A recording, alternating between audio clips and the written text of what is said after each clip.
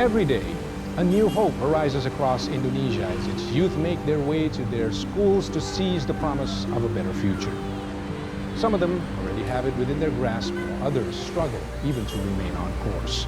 Yet the wheel keeps on turning. It's the same hope, it's the same challenge for 50 million students and 2.6 million teachers across Indonesia. A lot is riding on the world's fourth largest education system. However, the big picture does not look good. Indonesia's education system languishes against others in the world. Now, if there is ever a solution to this, it certainly will not come from the Indonesian government alone. And that is why I'm here to talk to two activists who strive to make a difference in the lives of thousands of school children in less developed areas of this large archipelago. How can they solve the problem that the government has failed to address all these years?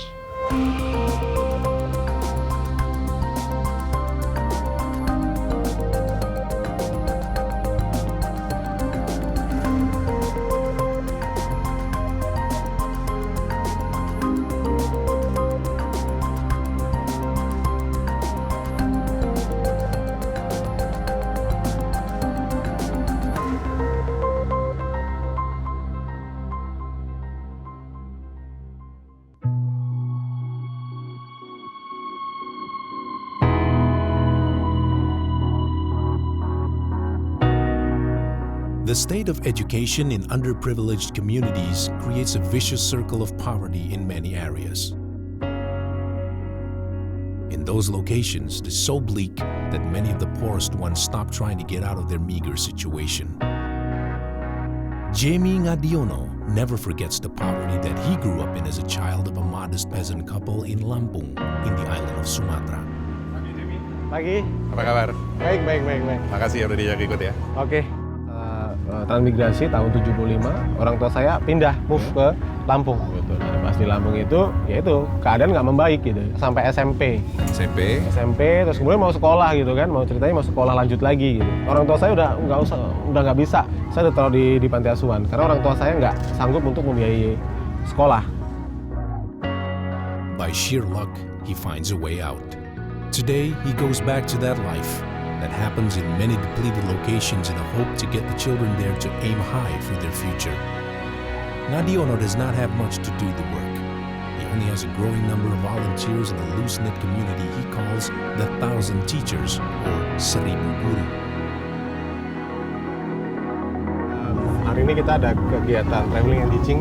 Kita napak tilas karena 4 tahun yang lalu kita ngelakuin hal yang sama di kereta yang sama. Itu awalnya 1,000 Guru waktu berdiri. Pertama kali. The first group of travelers was held back moments before they left for their destination because they ran out of money. Kita nggak punya donasi waktu itu. Ketemu orang gitu. Ada ketemu orang bilang, mau kemana? Mau ke sini? Oh ya udah, pakai supir kita aja. Itu dikasih sopir sama dia sama mobil. Untuk diantarin ke Rangkas plus dikasih donasi 500.000 buat makan kita plus kita beli hadiah buat anak-anak. Datang ke sana kita, ini parah banget ini. Sekolah cuma 2 ruangan, pakai dinding bambu, atapnya alang-alang gitu kan. Tapi anak-anaknya semangat gitu loh. Wah, kita harus datang lagi nih ke sana nih, ke sekolah ini. Kita harus bantu lebih lagi nih.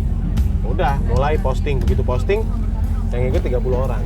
Kita bawa mobil masuk ke sana, sampai mobilnya harus ngelewatin sungai gitu. Dan ternyata setelah kita datang, kita ramein di media sosial, banyak sekali bantuan yang datang akhirnya. Jadi kita membuka jalan untuk orang membantu di tempat itu.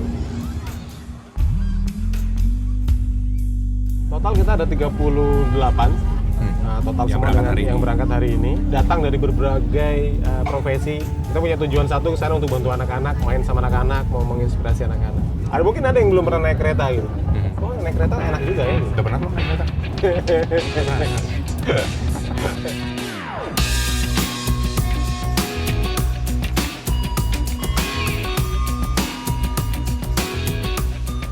Total dari Jakarta naik kereta 2 jam, naik mobil lagi 2 jam. Masuknya lagi sekitar 1 jam 5 jam. Minimal 4 jam. Ya, untuk jadi masuk di 1,000 Guru ini daerah yang harus kita bantu atau kunjungi itu harus 4 jam minimal dari base camp kita. Seterpencil mungkin, semakin dalam lagi semakin itu yang kita cari.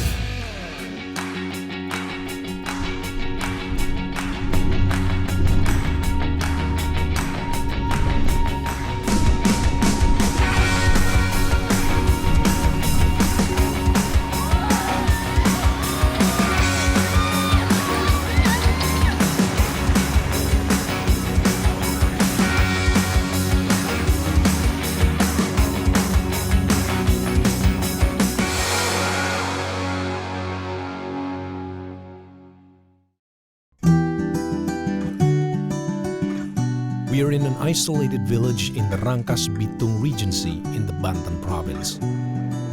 It's a regular trip for the volunteers of the Thousand Teachers community.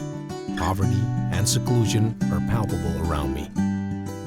Selamat siang. Siang. Oke, kami dari mana? Dari tadi. Dari mana? Inilah tempatnya yang menjadi lokasi pertama kali 1000 guru Melakukan kegiatan program traveling and teaching. 4 tahun yang lalu. Masih ingat nggak sama kakak-kakaknya? Dan akhirnya setelah dibantu media sosial, lalu diliput juga media nasional di Indonesia, sampailah ke Dibangunlah gedung sekolah 3 ruangan. Dulu itu seperti kayak kandang ayam ya. Jadi mereka sekarang sudah nyaman untuk belajar. 1000 guru ini hanya memberikan informasi. Ini di sini ada sekolah seperti ini. Silakan pemerintah bangun atau pemerintah perbaiki gitu. Kami hanya memberikan informasi dan pemerintah yang harus bertanggung jawab untuk membangun itu sendiri. Adiono and the Thousand Teachers only have the will to reach out to children in remote villages. In fact, the program began as an adventure trip to the countryside for a small group of traveling enthusiasts. Saya bersyukur nih teman-teman bisa ikutan hari ini di 1000 guru. Balik lagi, pakai celana pendek, pakai topi, terus kemudian di sini ada 2. Ini lebih asik kalau kita traveling berdua sebenarnya. Nah, itu bercanda. Jadi inti dari 1000 guru ini. Jadi kalau dibilang itu kan harus guru, enggak. 1000 guru itu artinya semua orang bisa menjadi guru. Saat ini 1000 guru ada di 36 kota, 30 provinsi. Setiap bulan kita membagikan tas itu hampir 3.000 tas. Kemarin tahun 2014, 2015 di total itu ada 12.500 anak-anak yang sudah dibantu. Dari uang berapa? 500.000. match nggak? Kebayang nggak waktu itu kayak Sempat seperti nggak kebayang sih ya, waktu pertama dengan 9 orang, teman-teman, kayaknya nih saya bikin program nggak laku nih gitu. Apalagi jalan-jalan sambil ngajar mana bisa, yang satu kegiatan yang seneng-seneng, ya kan hedon, buang-buang duit, yang satu sosial gitu. Mana bisa gitu, oh ternyata bisa gitu. Di sini aku juga sebenarnya masih belajar juga, tapi aku setengah mahasiswi dan fashion designer. Fashion designer itu yang suka desain. So basically, me and my mom expecting to give like a good impact to the students and give them a motivation that they can have like a big dreams and then they can pursue that dream. Also share experience life, how is it living in the remote areas. Ada yang mau dibikinin baju gak? Angkat tangan. Bayar. Bisa lihat juga antusias anak-anak ketemu mereka tadi, ya kan? Antusias juga peserta yang baru pertama kali ketemu anak-anak. Semuanya happy. gimana caranya bisa tahu 1000 guru waktu itu? Pertamanya ditawarin nama teman, terus aku follow kayak Instagram yang 1000 guru Bogor, Bandung, Tangerang gitu-gitu. Lebih dari ekspektasi saya kira yang ngajar terus ya udah jalan-jalan, tapi ternyata lebih dari itu.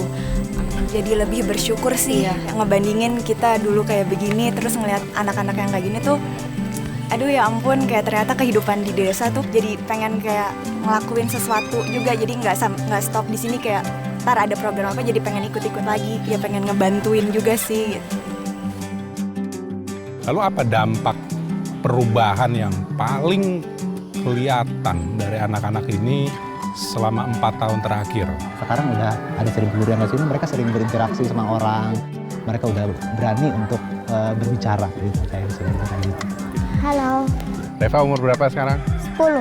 Kelas berapa? 5. Tadi belajar apa aja sama kakak-kakak? Belajar planet. Waktu dulu kayak apa sih sekolahnya? Sekolahnya gubu-gubu gitu. Kubu-kubu. Enggak genteng. Bukan genteng. Bukan. Enggak ada temboknya. Enggak. Cara begitu tuh. Eli cita-citanya jadi apa? Jadi guru. Kenapa mau jadi guru? Mau ngajar anak-anak supaya nggak bisa baca, diperhatikan oleh guru bisa. From its humble beginnings, the Thousand Teachers community is getting ready to engage in bigger tasks. 1, 2, 3. Ayam pizza, putih. A couple of learning centers and a program to serve daily breakfast for school children in far-off villages in East Nusa Tenggara are already in the works. Kami berharap di daerah di Indonesia Timur atau dimanapun yang memang gizi itu sangat kurang, kami bisa penuhi, bisa merubah mereka, disertai dengan pendidikan gratis untuk mereka. 20 tahun yang akan datang, mereka akan jadi generasi yang berbeda dengan apa yang ada sekarang di daerah itu gitu loh. Lebih maju lah. Kami merasa senang dengan bantuan yang telah kami rasakan. Jika grup 1000 guru tidak keberatan, kami mohon agar pelayanan ini terus dilakukan. Semoga amal bakti dari grup 1000 guru diberkati Tuhan. Orang mengenang Jamie itu seperti apa? Ya, nggak perlulah mengenang Jamie, tapi mengingat 1000 guru. Mengasosiasikan nama Jamie itu. Yang penting ketika masa hidup saya ada, saya sudah ngelakuin yang baik untuk Indonesia. Saya sudah membangun gerakan yang positif untuk pendidikan di Indonesia, itu aja gitu. Nggak perlu tahu siapa pendirinya, yang penting mereka suka dengan 1000 gurunya. Besok saya meninggal juga 1000 guru tetap jalan. Karena apa? Karena mereka suka dengan konsepnya, mereka suka berbagi. Jamie, saya mau berterima kasih. Saya sudah diberi kesempatan untuk bisa bersama-sama dengan kakak-kakak lain yang menginspirasi saya juga.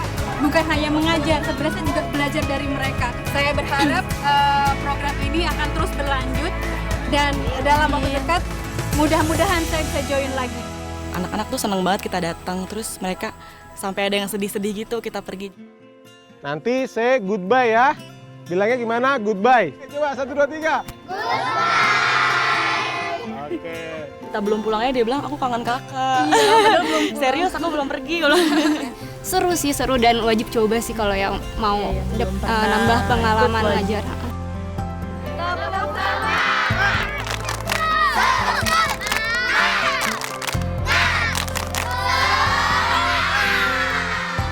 Berbagi itu indah. Dengan kamu memotivasi, memberikan senyuman ke anak-anak, ngajarin mereka, ajak mereka menyanyi, itu sudah sesuatu yang luar biasa yang mereka berikan untuk generasi bangsa di Indonesia di pelosok negeri ini. The Indonesian education system is a web of problems that grows in complexity from time to time.